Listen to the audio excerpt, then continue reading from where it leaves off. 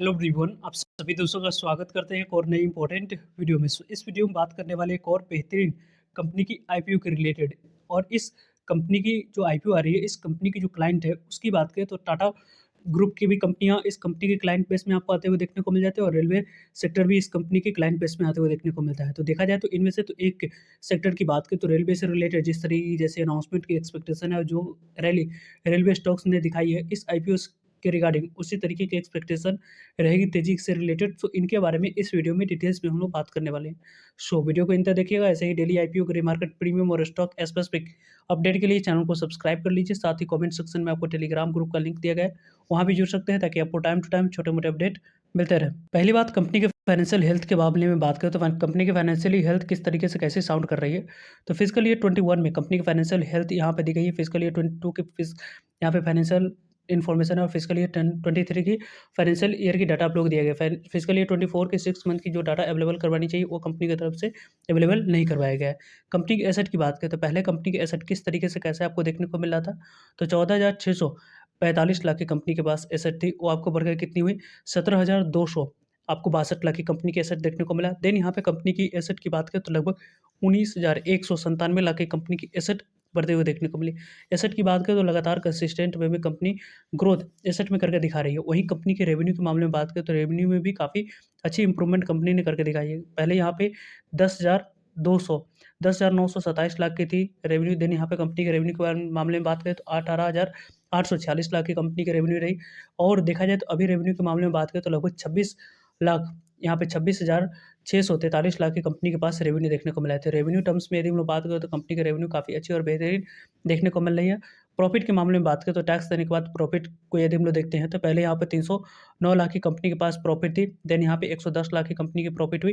Then 1400 lakh की company के पास profit देखने को मिला है। तो प्रॉफिटेबिलिटी के मामले में बात करें तो कंपनी ने प्रॉफिट फिजिकल ईयर 23 में काफ़ी बेहतरीन रिपोर्ट करी है। सिर्फ और सिर्फ डिप की बात करें तो फिजिकल ईयर 22 में कंपनी की प्रॉफिटेबिलिटी में लगभग आपको 68% तक की ड्रॉप देखने को मिला था। लेकिन रेदर देन बात करें हम लोग तो कंपनी की प्रॉफिटेबिलिटी जिस तरीके से फिजिकल ईयर 23 में बढ़ी हो, आउटस्टैंडिंग यहाँ पे देखने को मिला है। कंपनी के बारे में यदि हम लोग बात करें तो कंपनी के रिलेटेड आप लोग देख सकते हैं कंपनी की पूरी नेटवर्थ पहले यहाँ पे 3,512 लाख की थी, वो आपको बढ़कर 3,662 लाख की कंपनी की रेवेन्यू हुई। और यहाँ पे देखा जाए तो 5,062 लाख की कंपनी के पास रेवेन्यू देखने को मिल रही है। रेवेन्यू टर्म्स में यदि हम लोग बात करें तो कंपनी के रेवेन्यू में काफ़ी अच्छी यहाँ पे नेटवर्थ में इंप्रूवमेंट देखने को मिली है। रिजर्व एंड सरप्लस के मामले में बात करें तो पहले 2,598 लाख थी, वो आपको बढ़कर 4,139 लाख की कंपनी की क्या आपको रिजर्व एंड सरप्लस देखने को मिल रहा है। बोरोइंग के मामले में बात करें तो कंपनी की बोरोइंग 4,327 लाख थी, 4,338 लाख हुई, 4,200 आपको 82 लाख की कंपनी के पास टोटल बोरोइंग आपको देखने को मिली। तो बोरोइंग टर्म्स में भी यदि हम लोग बात करें तो बोरोइंग टर्म्स में भी कंपनी के रिलेटेड यदि हम लोग बात करते हैं तो यहाँ पे थोड़ी-सी ज़्यादा कंपनी के पास बोरोइंग है। लेकिन ओवरऑल कंपनी की जो आपको आरओसी की बात करें तो आरओसी कंपनी के 28 के पास है। और यहाँ पे देखा जाए रिटर्न ऑन नेट वर्थ की बात करें तो 27.6 के पास आपको देखने को मिल रही है। कंपनी के बारे में यदि हम लोग डिस्कस करें तो कंपनी की जो प्राइस टू अर्निंग रखी गई है उसकी बात करें तो यहाँ पे लगभग प्राइस टू अर्निंग 10.63 की देखने को मिला है। यानी कि प्राइस टू अर्निंग के अकॉर्डिंग देखा जाए तो company outstanding performance price to earning के अकॉर्डिंग करते हुए देखने को मिल रही है। और कंपनी के बारे में यदि हम लोग डिस्कस करें तो कंपनी नेक्स्ट वीक से ओपन होने वाली है। और यहाँ पे देखा जाए तो इस कंपनी के बारे में बात करें तो कंपनी की जो ईपीएस है वो आप लोगों को 10 रुपीज़ के आसपास देखने को मिल रहा है। ऑब्जेक्टिव क्या है कंपनी की आईपीओ लाने के लिए, तो यहाँ पे वर्किंग कैपिटल रिक्वायरमेंट के लिए और कंस्ट्रक्शन और फैक्ट्री की बात करें सेट जो इंस्टॉलेशन और एडिशनल प्लांट मशीनरी जो यहाँ पे कंपनी लगाएगी उसके लिए कंपनी पैसे की यूज़ करने वाली है। तो ओवरऑल हम लोगों ने देखा कि किस तरीके से कैसे कौन कौन से सेक्टर में कंपनी अपने पैसे की यूज़ करने वाली है, जिसके रिलेटेड हम लोगों ने बात किया। बात करें हम लोग कंपनी के बारे में तो Mega Therm Induction Limited company की शुरुआत 2010 में आपको होते हुए देखने को मिला था। Mega Therm Induction Limited manufacturers है किस तरीके की इंडक्शन हीटिंग की बात करें और मेल्टिंग प्रोडक्ट्स यूजिंग यहाँ पे इलेक्ट्रिकल इंडक्शन आपको जो यहाँ पे होती है वो इंक्लूडिंग आपको मेल्टिंग जो आपको यहाँ पे कंपनी इंडक्शन होती है हीटिंग इक्विपमेंट। और एक कंपनी के बारे में बात करें तो mega electronic private limited company के सब्सिडी कंपनी के तौर पे कंपनी काम करती है। साथ साथ कंपनी के बारे में देखा जाए तो अप स्ट्रीम की बात करते हैं, डाउन स्ट्रीम इक्विपमेंट हो गई, मशीनरीज हो गई,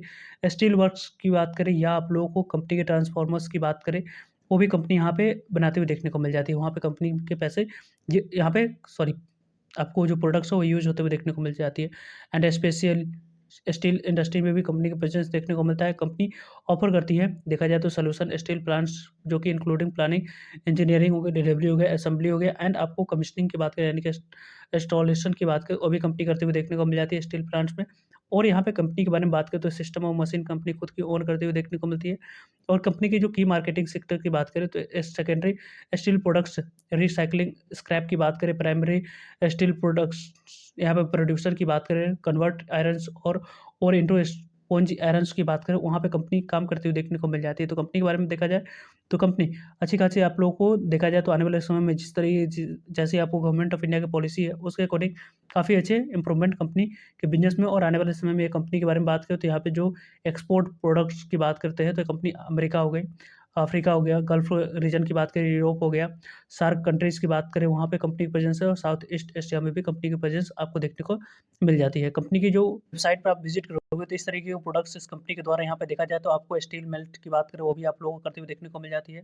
यहाँ पे देखा जाए तो कई सारे आपको जो प्रोडक्ट्स होती है इलेक्ट्रॉनिक्स में यूज़ की जाने वाली, वहाँ पे कंपनी अपनी प्रोडक्ट्स बनाते हुए देखने को मिलती है। देख सकते हैं यहाँ पे कई सारे प्रोडक्ट्स कंपनी आपको बनाते हुए देखने को मिलती है। कंपनी के बारे में यदि हम लोग डिस्कस करें तो यहाँ पे देख सकते हैं कंपनी के रिलेटेड किस तरीके से यहाँ पे कंपनी के बारे में बात करें तो ये कंपनी यहाँ पे 351 कंट्रीज़ में अपनी प्रेजेंस दिखाती है। और कंपनी के रिलेटेड बात करें तो यहाँ पे जो क्लाइंट्स है, क्लाइंट्स के तौर पे इंडियन रेलवे की बात करें या आप लोगों को देखा जाए तो यहाँ पे आपको टाटा ग्रुप की बात करते हैं तो वहाँ पे भी इस कंपनी की प्रेजेंस देखने को मिलती है, जो कि काफ़ी आउटस्टैंडिंग है। और कंपनी के बारे में बात करें तो कंपनी आने वाले समय में जो कई सारे लिस्टेड कंपनी है उसको भी ये कंपनी अपनी जो प्रेजेंस है यानी कि सर्विस है वो देकर प्रेजेंस अपनी एस्टैब्लिश करती हुई देखने को मिल जाती है। तो क्लाइंट बेस भी काफ़ी अच्छी और बेहतरीन आपको देखने को मिल रही है। तो इस आईपीओ को आप अप्लाई करने के लिए फोकस में रख सकते हैं। मेगा थर्म इंडक्शन आईपीओ के बारे में बात करें तो 25 जनवरी से आईपीओ ओपन होगी और 13 जनवरी इस आईपीओ की क्लोजिंग डेट रहने वाली है, 25 जनवरी।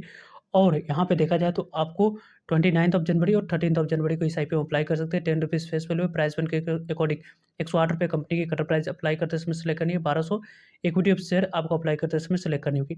लगभग यहाँ पे देखा जाए तो 54 करोड़ की इशू साइज है, जिसमें से 50% शेयर क्यूआईबी के पास जाएगी, 35% शेयर रिटेलर्स के पास, 15% एनआई कैटेगरी के पास। Book build issue IPO NSE SME पर कंपनी के लिस्टिंग होते हुए देखने को मिलेगी। देखा जाए तो इस कंपनी के बारे में बात करें तो 13 जनवरी इस आईपीओ की लास्ट क्लोजिंग डेट है।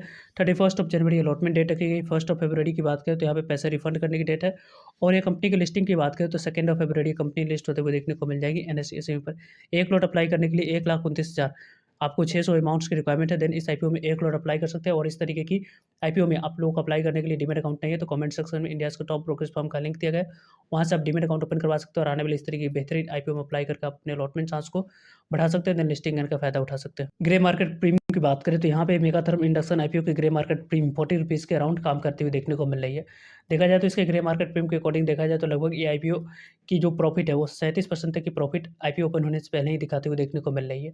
लगभग यहाँ पे 48,000 तक की प्रॉफिट 1,29,000 के इन्वेस्टमेंट अमाउंट पर बनाते हुए देखने को मिला है। तो इस आईपीओ के रिलेटेड आप अपनी स्टडी और ये इन्वेस्टमेंट के लिए रिस्क रिपोर्ट को एनालाइज करके अपनी फोकस में इस आईपीओ को रख सकते हैं। आपकी फर्दर जो भी ओपिनियन डाउट्स है कमेंट्स करके आप लोग पूछ सकते हो। सो आई होप आपके लिए सारी इन्फॉर्मेशन यूजफुल है। वीडियो को लाइक, चैनल को सब्सक्राइब और शेयर करने के लिए आप सभी को धन्यवाद। मिलते हैं एक नई इन्फॉर्मेटिव वीडियो में, तब तक के लिए जय हिंद, जय भारत।